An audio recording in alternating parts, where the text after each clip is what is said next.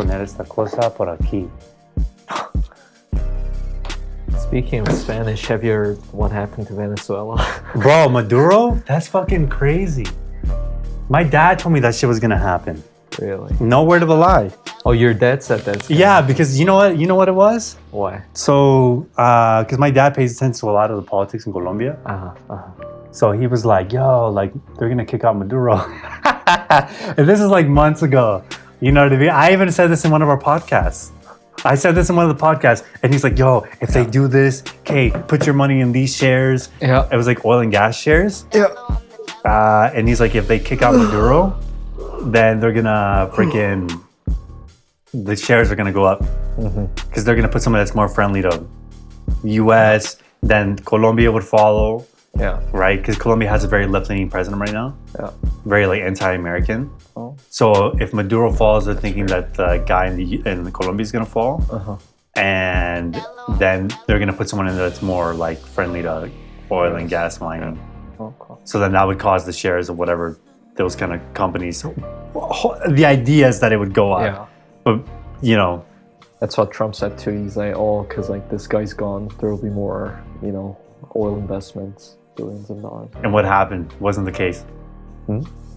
Like, Well, we don't know because he just got captured, what, last night or something. oh no, you're saying because of the Maduro thing? No, you know, Venezuela person got, Yeah, captured. yeah. Yeah, What was that, like a couple nights ago? this was last night. Last night? This literally happened last night. Yeah. I got an update. Yeah. I was like, oh shit, this really happened. You know what I mean? Yeah. And my dad is telling me that this was gonna happen. So I was like, oh man, like, you know what I mean? Crazy. Yeah. Yeah. What do you think about all that stuff? You keep track of like world politics, or No, not really. you're I focused on look your at, own thing? Interest rates, and I will read like news and stuff. But I try to be careful with what kind of news I read, right? So, because when people spend time writing, they obviously want to make money, right? So I think a lot of the articles are trying to sell something. Right. So yeah, I just use like unbiased news sources, unbiased. Yeah. Yeah, it's funny because I remember Wait, did the podcast start? Yeah, it's already started. Oh, it started. Okay. I didn't even know. I thought we were just Although this talking. phone just died, so we're gonna just record you, Oh, okay. but that's okay. But Yeah. I remember you made an investment Yeah. based on politics as well. Partly based on politics. And how did that go? Still well. Okay, so you say it Yeah. worked out well or no? Very Maybe well. we should tell people who you are because people Yeah. don't know. Okay. Well, yeah. So I just own very small real estate brokerage in Calgary and Edmonton. It's called KO Realty. You can Google my name or Google my company. Brother, you're too modest. No, well, it is a small brokerage. I'm not even being modest. It's like it's not micro. How many right? people? Including 30-something, 31. 31 realtors. Yeah. And No. property managers? So 31 realtors, property managers, staffs, 31 accounting for everything. That's sick. Yeah. Man. Yeah, no, but you know, like I should have put more effort recruiting realtors, but I spent too much time expanding on property management side. You think so? Yeah. But you Which told is me that okay, like that was like part of a, because people know I'm not specialized in real estate. The podcast that we do here is usually mostly about like things in the public market. Oh, okay. So like stocks, Wrong person. bonds. No, but I wanted to bring you here because Yeah. obviously like we're friends. We know each Yeah. other outside of this. Yeah. But even beyond that, like, you know, there's a real estate market. Yeah, sure. There is a real estate market, and there's ways, like even, like I said, with this space, now I'm turning it into a piece of real estate that I can potentially cash flow, right? So sometimes people don't even realize what's in front of them in terms of like how they can hustle like a real estate, you know what I mean? How they can get into real estate until like almost like they open their eyes up to it, you know what I mean? They open their mind up to it. And so, but like, yeah, tell people some of the things that you got going on in terms of your brokerage. You said you expanded too much into property management, but not into realty as much, right? Yeah, which is kind of okay because, you know, ideally I would have expanded in both. But, you know, truthfully, I don't think I was hardworking enough, right? So I could have. Because you told me you're lazy. Yeah, I am. I don't believe that. Because every time I No, call you, you're like, am. yo, I'm in a meeting, I'm in here, I'm in there. You know what I mean? Yeah, no, but I should be more hardworking. Yeah. You think so? Yeah, well, not that I think so. I should be. Why do you say that? Because more things can get done. and it can always be better, right? But you know, you said something to me early on, which is that hard work doesn't always equal. No, not always. No. Because it doesn't always equal like success. No, it doesn't. Yeah. Please, if anyone takes anything from this. Well, it's my opinion, and I might be wrong, but the reason why I say that is because I was in construction before I went into with your dad. Yeah, with my father, because he's a general contractor. Same with my dad did something very similar but different. But go ahead. Yeah, and like I remember one day we couldn't even get a cement mixer from Home Depot because all the other contractors took it because those equipments get rented out very fast. So we literally got a vapor barrier. Vapor barrier is like this thin sheet of like plastic thing that essentially keeps the moisture at bay. And then we used a shovel and water to mix the concrete. And then I remember other day I was in a full protective gear, cutting down branches in hot summer. And I really wasn't paid very much, right? I still was paid because my father paid me, but like compared to the work I was doing, it wasn't worth it. No. It was like this. Yeah, don't do construction. It's hard. Yeah. That's something I actually never got like really into. I did a little bit of masonry work for like a week. I don't know if I told you that. Maybe you did. It was like mason, like those bricks and putting on mixing the concrete and all that. Oh, I hate mixing the concrete. Nah, that was like I did that for maybe a couple weeks, and I was like, this ain't it. Yeah. Because then people don't even pay you on that stuff sometimes, Really? Yeah, like the guy didn't want to pay me. Yeah. Well, and then you have to be like, brother, pay me. You know what I mean? So. Well, what you do in that case is that you place a lien on their title, right? What is that? Like a lien? I've heard people could put liens on people's property or whatever, yes. Right? So if someone owns a property, the best way to get your money back and the cheapest way to get a money back isn't by hiring a collection agency, but by getting a lawyer who will charge you $150, $200. Give them the agreement, right? So service agreement saying, oh, I will do X work, pay me X by X date. If that wasn't done, go to a lawyer and ask them, hey, I need to place a lien on the title, and they'll essentially review the agreement and then place something called lien on the title. And lien is essentially loan, right? So loan and lien is pretty much the same thing. So it's essentially saying the owner of a property owes this person this much amount, and whenever they sell the property, they cannot sell the property without paying you. Wow. Right? So that's what they say when they have liens on someone's property. It means you owe somebody money. Yeah, and it's literally on the title so that they cannot sell wow. it. Yeah, unless they scam someone without. That's crazy. I didn't know that. Yeah. How did you learn that? Because you learned this stuff taking real estate courses? I'm assuming there's something similar with property. So I learned it from a course, but I also learned it from another realtor named Mark Everton. Here in the city? Yeah, he's a luxury realtor, and okay. And one of the reasons why placing lien on the title is good is because you can actually add interest on the lien. So say that someone owes you like $10,000 and you use your credit card, right? Then you can just add whatever, right? Are you serious? Yeah, you can. So by the time, say they're selling their property 5 years after, and then by the time they sell it, interest is accruing, right? Wow. So it's like you become like a creditor. Yeah, essentially. And then you're earning interest. Yeah, and they're forced to pay you because it's a property. That's crazy because I was telling people I was doing a business with, well, it's a business, but these people, it's really a job. Yeah. Like these third-party delivery companies, going there and delivering products for them. That's what I was doing. I'm still doing that, to be honest, like for a large part of my day. Yeah. Right? Obviously, I'm setting up the studio. I have the music, the merch, some investing stuff going on. I'm trying to build. Yeah. And I realized you're in my ear for a lot of the times. You were like, bro, Oh, really? Whatever you're gonna do, like build that thing, you know? Yeah, true. Instead of just working skip the dishes all the time. True.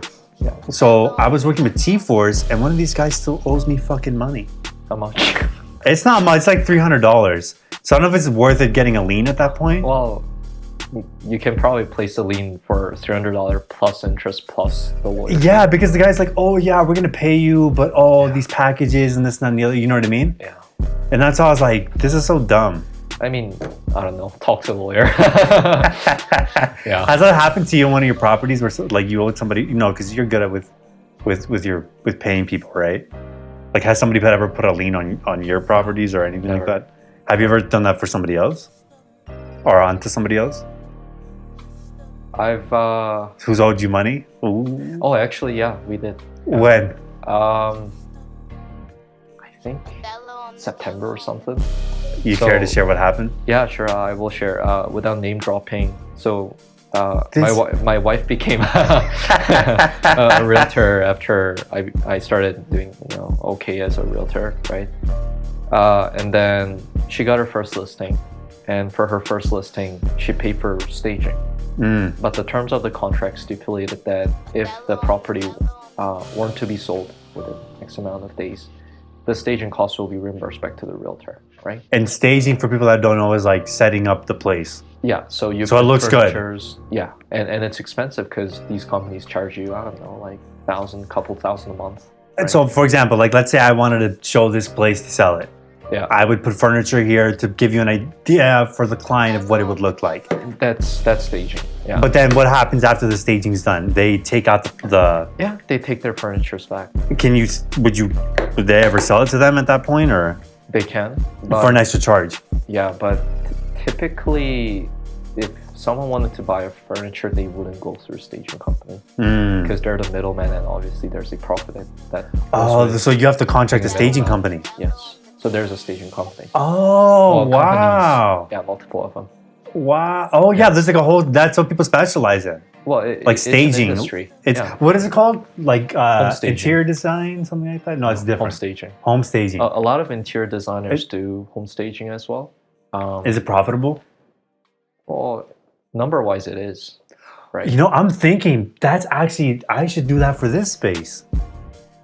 Like, but like have like someone specialized in like studio staging. Okay. Like, you know what I mean? Yeah, you could. You can probably start by, doing some patching on the wall. There's definitely some marks on the wall, brother. Yeah. Yeah. Go ahead. But you're saying using staging company in your case doesn't make sense because you want to make it a permanent thing. Staging only makes sense when someone doesn't want to buy this furniture and return it. And even then, say that owner really wants to be money smart, they would buy the furniture, stage it, after it sells, they would return it. Okay, but let's say, for example, if somebody, and we're going to get to what happened between you and your wife, right? Yeah. But like, let's say, for example, my wife and my client. Your wife and the client. Yeah, I wasn't involved. Okay, there you go. Yeah. But let's say somebody wanted to stage this place. Yeah. But I want like a studio set up, but could I go to somebody who? But it's not staging at that point. That's like an actual like just buying furniture. Exactly. Which is better for you because you want to make it a permanent thing. Right. And even for homeowners, and no offense to staging companies, but staging companies are incredibly expensive. Like they overcharge. Their margins charge a lot. Yeah. Yeah, and I'd assume their margins are incredible, right? So I think if a homeowner wants to be smart with their money and they have some extra time, right? I would probably just buy the furnitures, like someplace with good return policy, and then just put the furnitures, then return it after it sells. Got it. Either it's a month or 2 months. That makes sense. If that's what they really want to do. And like their virtual staging that charges you like $20 and make the pictures look like their furnitures, right? And a lot of the times they are like as beneficial as real staging, unless it's like a luxury home. So this is like, you're saying like somebody will do an AI version of like... Yeah, it's just like... it look like there's things in the room. Yeah, people do it all the time. That's probably the easiest way to do it. Yeah, people do it for rentals a lot, especially because rentals aren't enough margin, right? Huh. Yeah. That's genius. Well, go ahead. Tell them if you care to share what happened. So with this client, so he essentially didn't... So the property didn't sell because he didn't accept an offer that we believe he should have.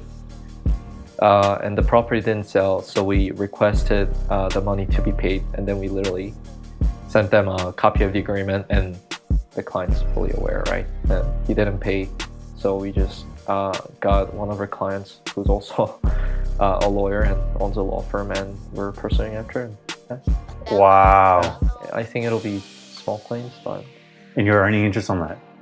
no, there's no interest on small claims. Okay. He sold the property recently, right? Okay, so you did Before the we staging placed the for lien. him. He sold it without going through you guys, or he sold it. He sold it without going through us. Which is fine, but And that he was still part of the should've- contract. No. So he could have sold it with whoever. That's fine. We don't mind, right? But it was agreed that if the house didn't sell, he had to reimburse this much, and he didn't. Right? And that was literally one of the main negotiating point when the deal happened. So he's not keeping his covenant, which is terrible. Got it. Right. So how often does that happen in this industry? It happens sometimes, and I think But this guy was just dishonorable, or that's completely dishonorable. We never had that happen so far. We've never heard that happen. Well, I've heard it happen at different brokerage, but in our brokerage that never happened. never happened. Yeah, so it's the first time. Hopefully the last time.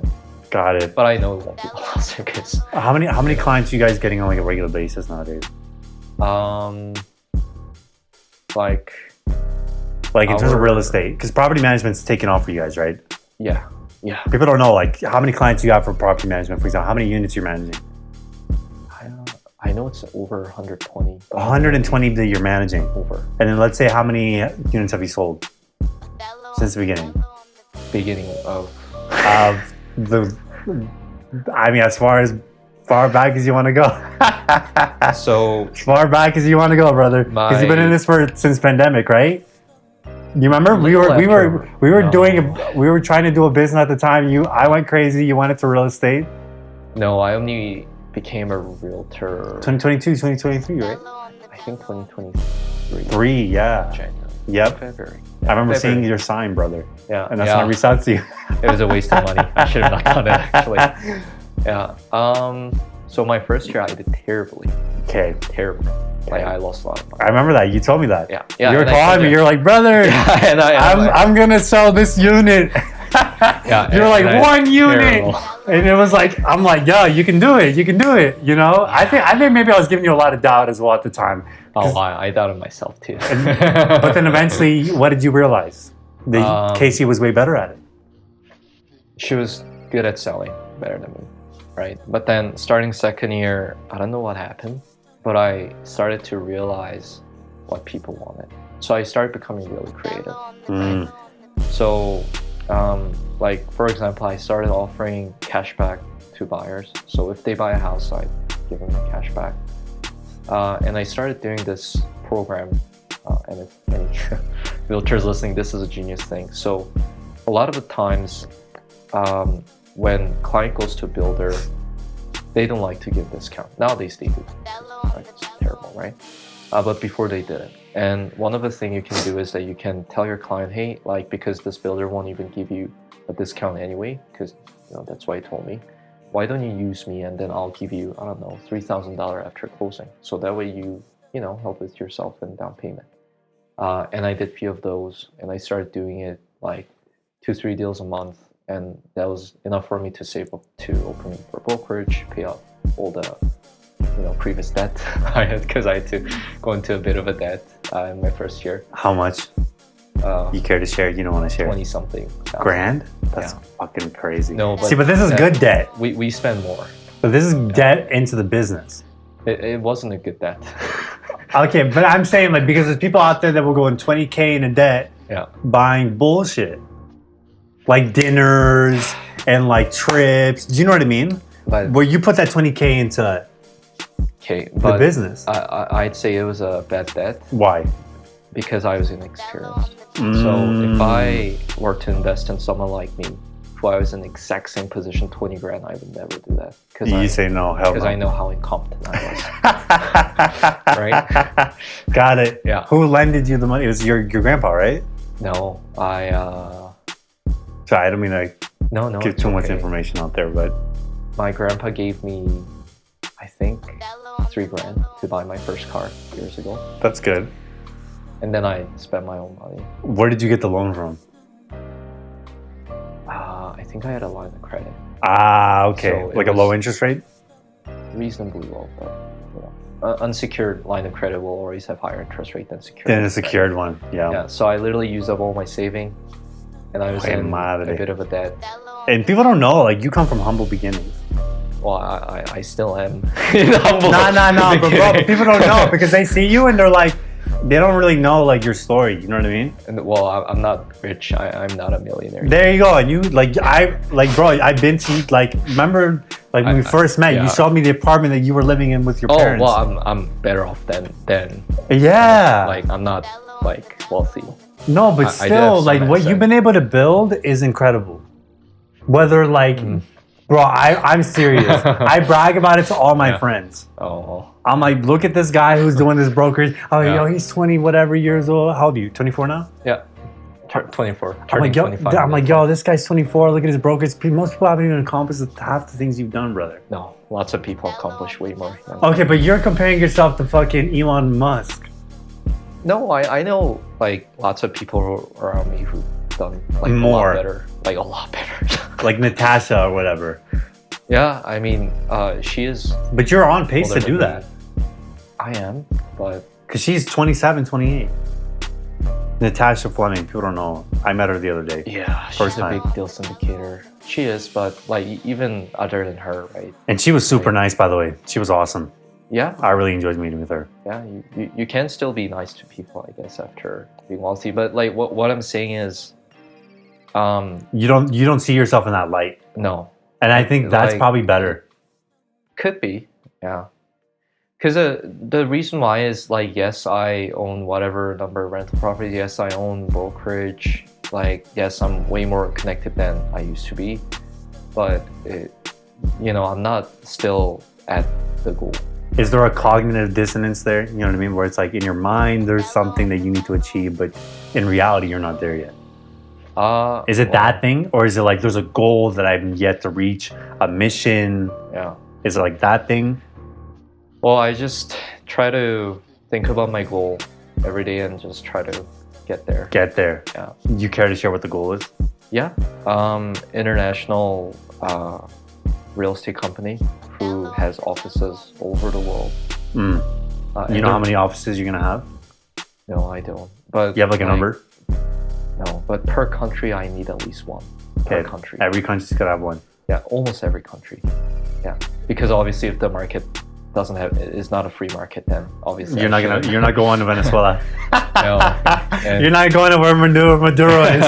obviously you want to be stable enough, and the reason why is because, like every market's in different cycle. Like even within Canada, Calgary's in different cycle than New Brunswick. That's right. It's all localized. Yeah, It's different than like, even the economies are in cycles, right? There's Yeah. different economies that are in different cycles. And obviously the real estate follows that. Exactly, and I hate to say that people make money on cycle, but people do make They money do on make cycle. money on cycle. I was trying to tell you this for the longest You know? fucking time. Yeah. No, I don't pay attention to none of that.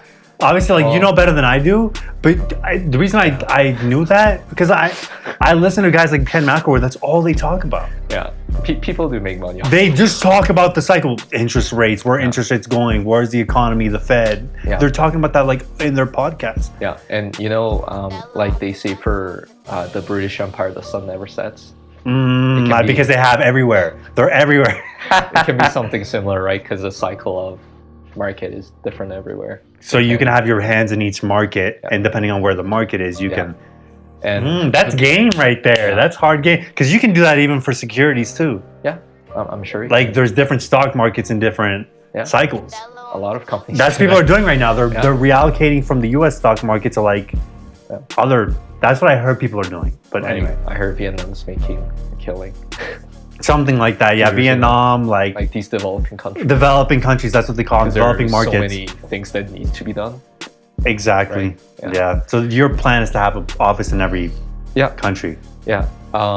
And then it'll be real estate office / investment office, and those two will be linked together. And the reason being is each realtor probably knows something like, I don't know, 5 to 10 investors, each with, I don't know, 5 million to invest. Okay. judging That's like on based off average. My brokerage average, right? It can be more. So then if they can raise the money and if they can identify the deals, right? Why not? Because who knows the market better than realtors or wholesalers? Right. Yeah. That makes sense. So, yeah. Literally. Yeah. So if you have a way to source deal and source capital, I think you're golden. Nowadays, sourcing capital is a lot easier than sourcing deals, at least in Calgary. Why is that?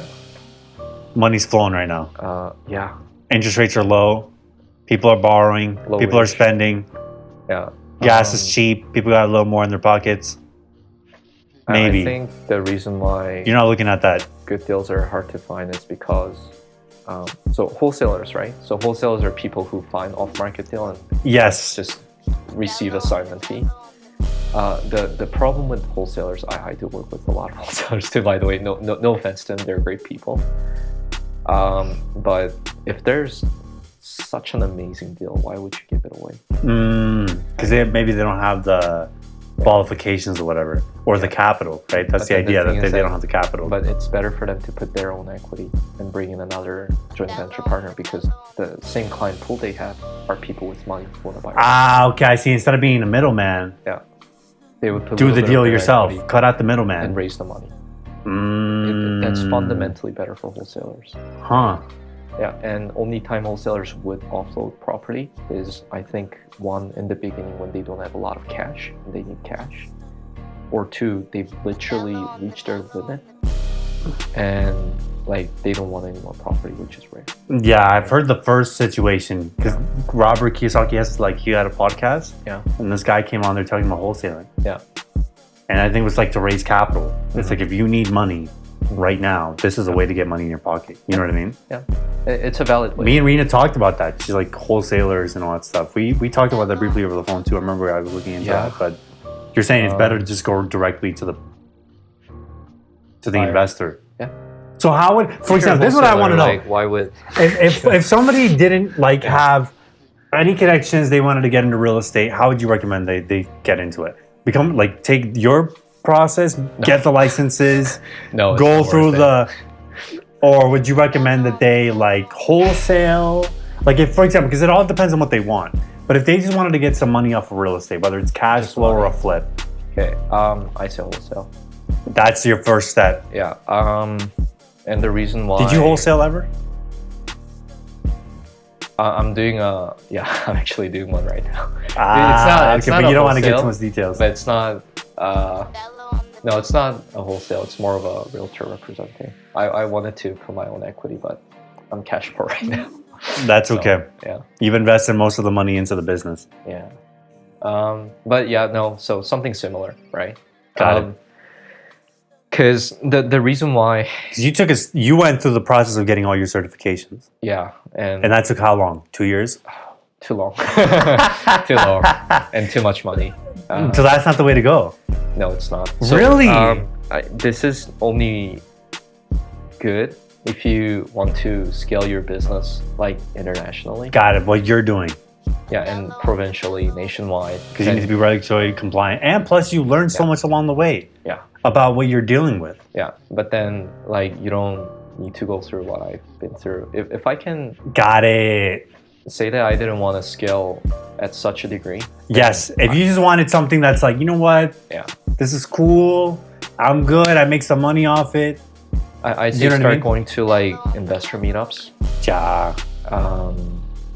Start building your network of investors, people with money who are looking for deals, and then like start sending out flyers, start whatever marketing strategy they think is the best, Mm. and then find a realtor to work with who can identify a market value of the property, because it's hard to identify market value of a property without realtors because they try to hide those information. Got it. Realtors have access to that information. Yeah, and Got that's why it. So they you want to have an insider yeah, in whatever kind of deal you're doing. yeah, and then you just want to find Like a specialist, someone who specializes in, I know this property, I know Yeah. this area, I know all this stuff. yeah, and find a good tradesperson or GC who can estimate the cost of rehab, or you don't necessarily have to because you can just wholesale, Got it. and then get a property under contract. Give yourself, I don't know, like 3 weeks to assign the property and Mm. assign it for a fee. Okay. What about, for example, somebody's renting an apartment like I am? Yeah. Like I want to turn this space into a studio space. Okay. Would you recommend someone do something like that? Like sublease, almost like a sublease, or like, because that's something I'm looking into. I don't know if it's gonna work. We'll see, right? I tell you a million plans, and you know, I'm sure my audience has picked up on that too. So I'm like that, you know. Exactly, the follow through is always the hardest. I mean, that's for anything. It's not the hardest. I can do it, and I have this mentality. I'm gonna do it. Yeah. But it's like definitely like it takes time and planning. Do you know what I mean? Yeah. So like, would you recommend? Like, I wouldn't say would you recommend, but like if somebody was renting, their credit's terrible. Yeah. Do you know what I mean? Would you recommend like they do wholesaling? Go, like you said, go into investor meetups. So meet people, get realtors. Because you need line of people who will source you capital.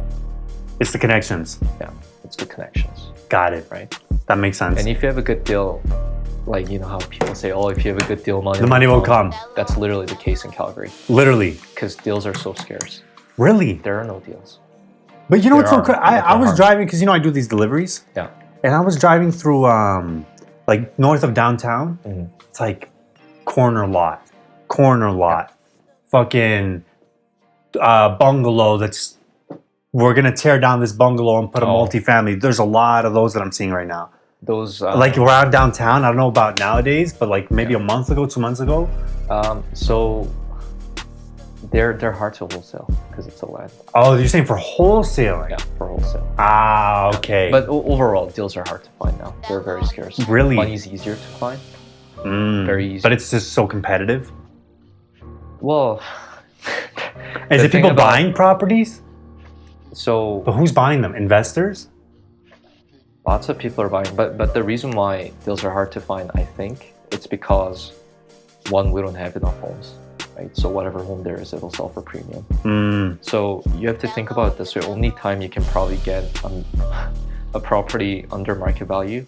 First of all, no MLS, because by the time it goes through realtor will check what the market value is and they'll probably put it there.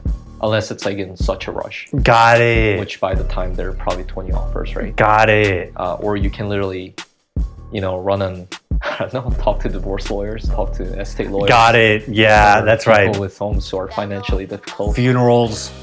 Yeah, maybe funerals, you know.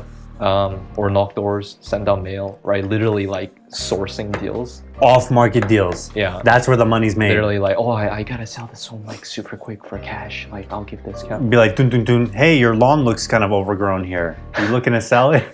Yeah, you know, like. Type shit like that. You know, they say when the grass is up to here, it's a deal. Yeah. Yeah, no, something like that, right? But then the thing is, like, say that you don't have any money, then you probably have to like message a lot of people and call a lot of people. Got it. Because even like posters, they probably cost what, like $1 a poster to print. That's right, and then you got to pay the person to deliver it, and yeah. Because right. I mean, there's ways around it if you're a hustler. Oh, there way you around can, it, man. You can, but you just have to knock like insane amount of doors and call insane amount of people. And you know, Canada makes it so difficult because our privacy laws are insane compared to US. Yeah. So in US, you can buy a list of people who are late on mortgages. You can buy all sorts of lists. Got it. 30-day late. But here it's like everything's private. You can. It's like we have to protect the consumer. Yeah, and even if you pull a title, you can even get the person's phone number because there are so many people with the same phone number, right? Yeah. I mean, same name. Yeah. That's right. So I even noticed that like it's, I don't know how the vibe is, whether you've generally seen, but I like go to a lot of houses and it says no soliciting, you know what I mean? Yeah. I don't know if that's from people wanting that stuff or if it's like the government saying people want that stuff. Do you know what I mean? Like the whole protection thing, you know? Oh, privacy. Well, like it's probably, do you know what I mean? Like when you reach out to clients, are they generally open to that stuff? Because people are scared about that. Yeah. Like, oh, is somebody going to be pissed off? Like, do you know what I mean? They're generally open because it depends how you approach them too, right? Yeah. First thing I try. And if you look good like you do. Thank you. Yeah. Because first thing I try to do is establish credit. So I always tell them, hey, I own this company. You can Google me and you can Google my company. And here are the reviews on Google. Exactly. And I have an office here. Right? Yeah. Credit. Yeah. I got it. And that's how I train my sales agents to do the same. Got it. Leverage. It's like a leverage point. Like, madre. Damn. Yeah. Makes sense. Yeah. So. Okay, well, it's 12:30 already. Yeah. I want to ask you, like, told me, like, hey, if you're the type of person who's okay with 10%, maybe exactly stocks, right? Yeah. Mutual But funds, yeah. if you're somebody, if you know that I could get 30% from a deal, she told me this at that meeting. Way more than 30. If I get, but she just said 30, Yeah. cash on cash, right? That's low. Yeah. So if I get 30%, but it takes me, I think she maybe said 50 or something like that, 30, something like that. But if it takes me 3x amount of time to do that deal, would you do it? She's like, I might be the person to go after that. Whereas you might not. And that's the difference between a professional investor and someone who just invests in stocks and just puts their money in a VU. You know what I mean? So like that, Well, you know what I mean? Like there's a different level to this shit. real estate can be zero time. You just need to have the right property manager, right realtor. Team. Yeah. Like a leverage. But you're not going to start, but most people don't start with that. No, but it's easy to find the realtor. It's easy to find the property That's manager. right. Right. Their faces are everywhere. Yeah. Property managers are everywhere. Realtors are everywhere. Yeah. So, but then you have to be careful with realtors, and I hate saying it because I own a brokerage and I'm a realtor, but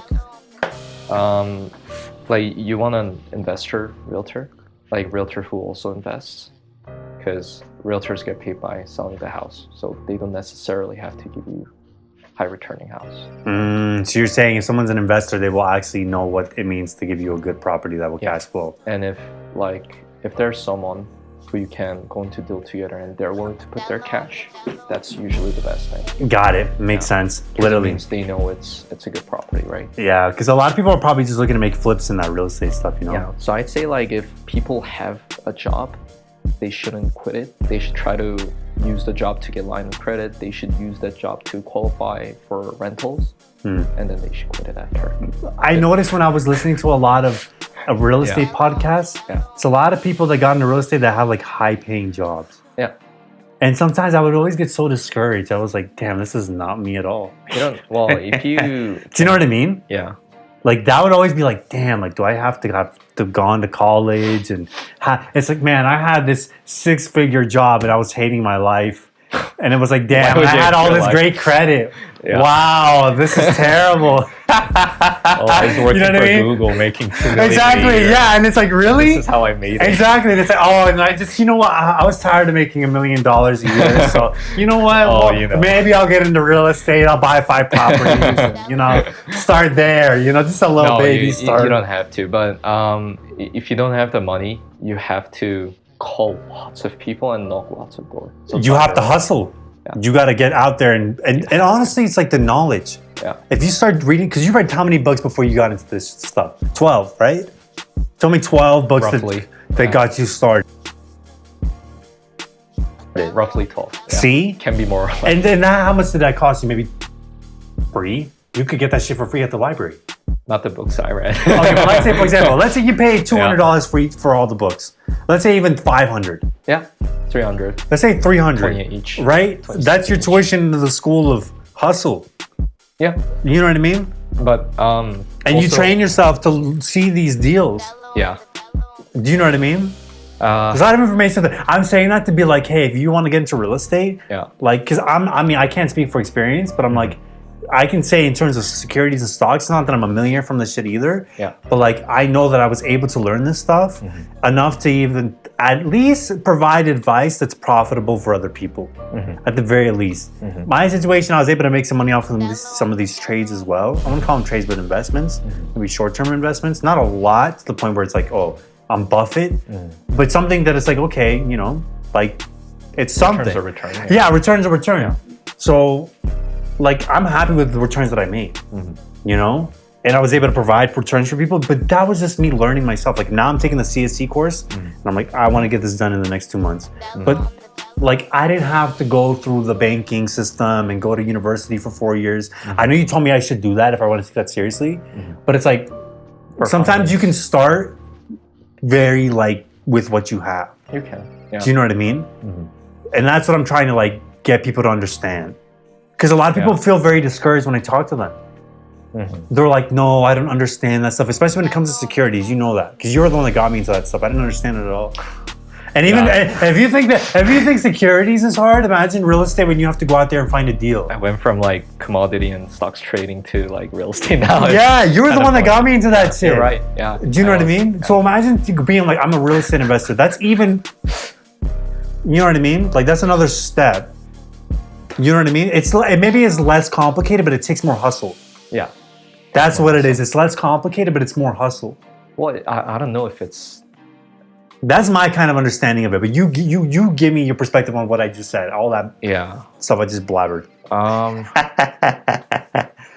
Because the thing is, the way I used to trade stocks for commodities, I'd read 10Ks, 10Qs, and then I read most recent 5 years, and then I do financial research. Got it.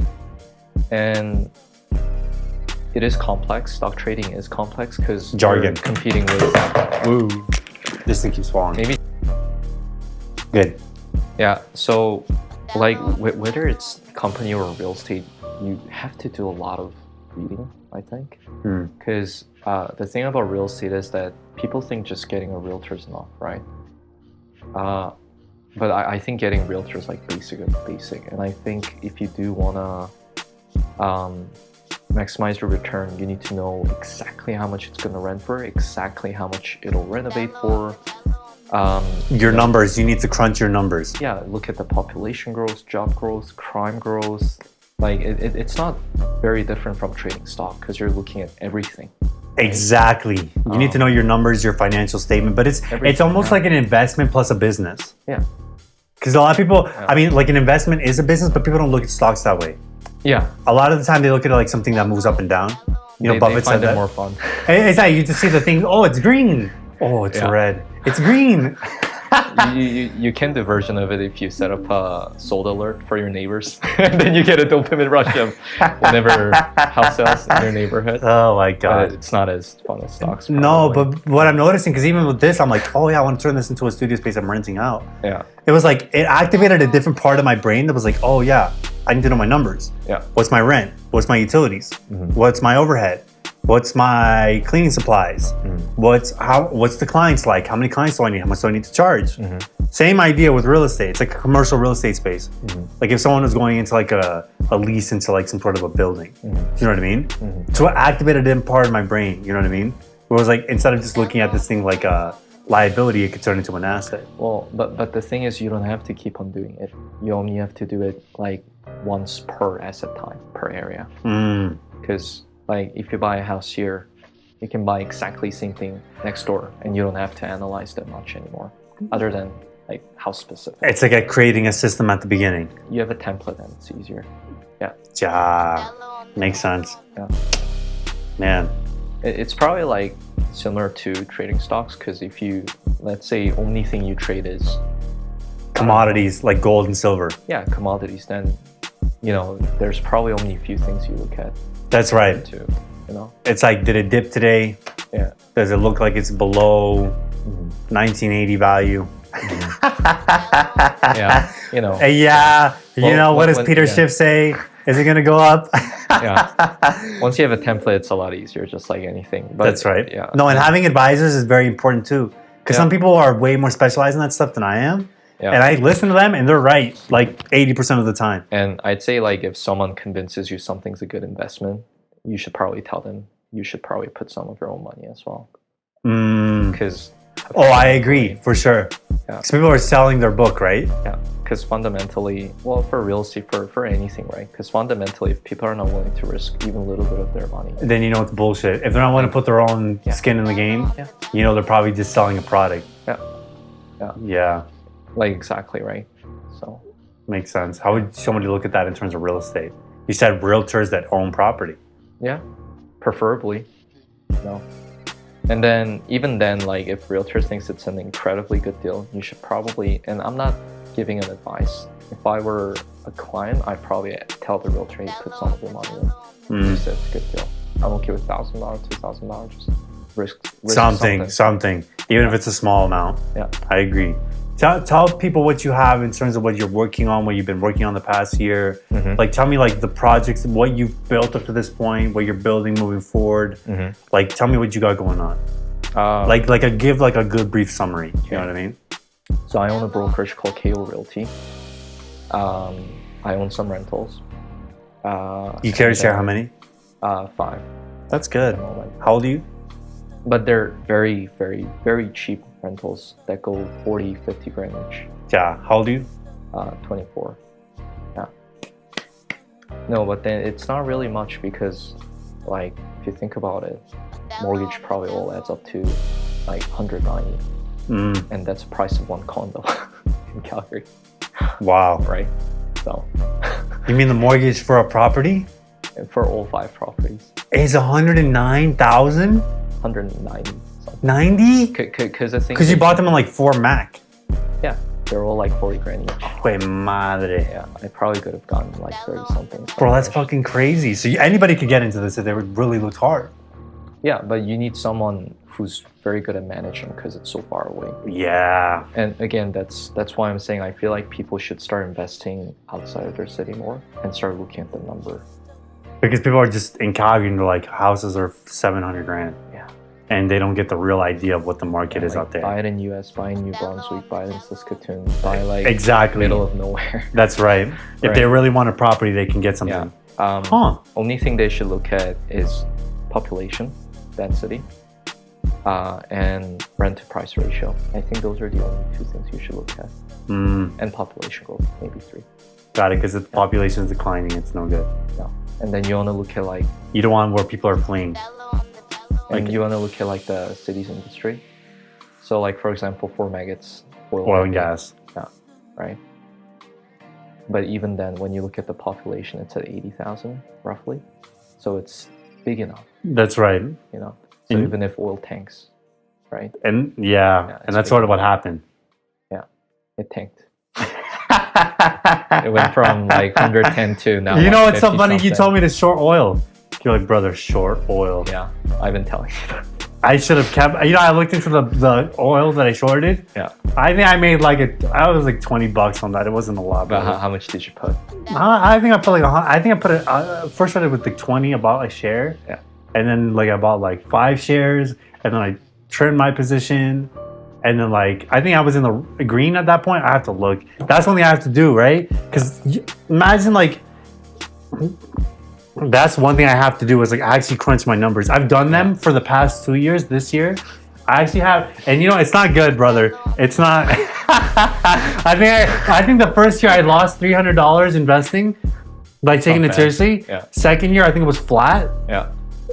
And then this year I have to do the numbers. Hey, like for last year, for 2025, that's something that's on the list of things to do. I'm like writing all these. In my mind, I'm like, hey.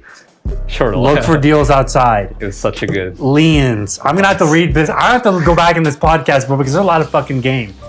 Not really. But there's a lot of game in this. I'm like, yo, liens. If someone owes you money, look for deals outside. It's like $200. Wholesaling. You're like a wealth of knowledge. I'm not. A little bit for real estate. Okay, but go ahead. But you said, okay, so you got 5 rentals. Yeah. You're managing over 100 units. Yeah. My company is. Your company's managing over 100 units. That's right. Not you. Your company. I'm glad you made that distinction. Yeah. Company's managing. You got 30 plus people working with you. Yeah. And so what are you working on moving forward? What do you want to leave the people with? Yeah, I have a bunch of projects, real estate related projects. I cannot necessarily disclose. All these things. Got it. Yeah. So. Okay, well, congrats, brother. I told you we were gonna fucking do this thing. Yeah. And we did it! Let's go. So I'm happy we did this because finally, like, this needed to happen. I know, we've been talking about for months. Yeah. And it finally happened. That's how I work. Yeah. I said something, I'm like, I'm gonna do it. And then like 2 years later it happens, you know? So it happened at least. It happened. So anyway, okay. All right, appreciate you guys. Peace. Yeah. Hustle the Markets podcast. Esteban, also known as Esteban Jimenez Osorio. Junny Ko. Thank you for having Junny Ko here. Awesome. Appreciate y'all. I just thank myself. Anyway, And go ahead and tell people where they can contact you if they want to reach out to you. Yeah, so you can just Google me, JUNNYKO, or my company, KO Realty. You can just reach out to the number there. It's my personal cell. Okay, well, we'll see if we can leave the information in the bio. Yeah, awesome. For people to reach out to you on the brokerage. If you want to reach out to Junny, yeah, we'll put the information in the description. Appreciate you guys. Peace.